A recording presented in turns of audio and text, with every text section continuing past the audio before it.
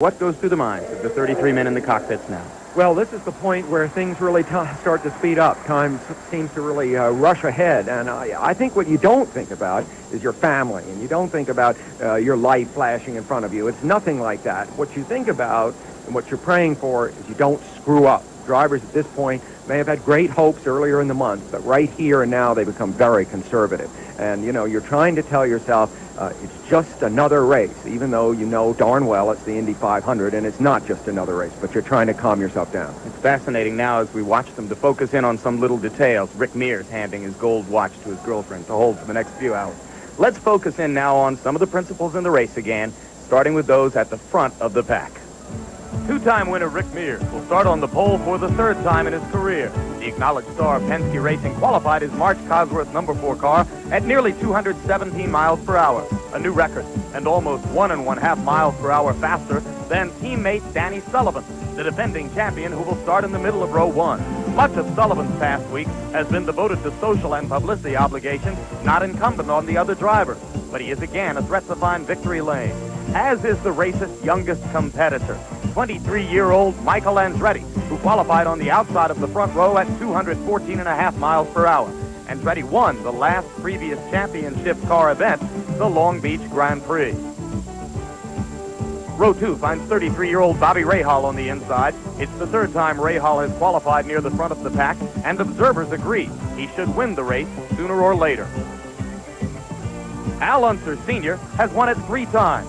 Now he starts 5th in a PC-15 Chevrolet car, making its first race appearance at the Speedway. Unser is 46. His last championship came 8 years ago. Kevin Kogan has his best qualifying position since the 1982 incident which temporarily marred his career. Kogan's victory at Phoenix last month helps dim the memory of this crash 4 years ago when he started in the middle of row 1 and lost control of his car just as the green flag appeared.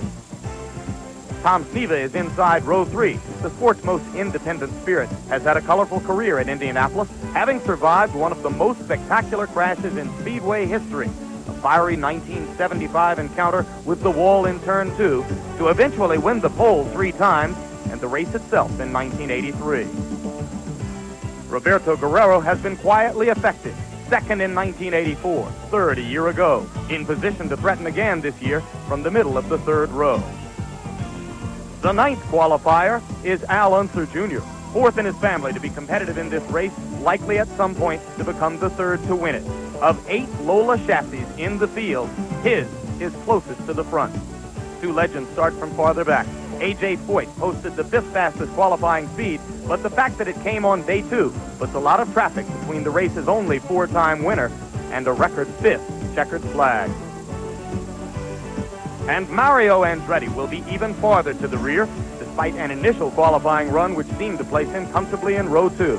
Andretti was forced into his backup car and out of his original spot on the grid by this practice crash, one of the most frightening in his career of great achievements and powerful frustration. We are ready now for the national anthem to be sung here by television actor and a co-owner of one of the cars, David Hasselhoff.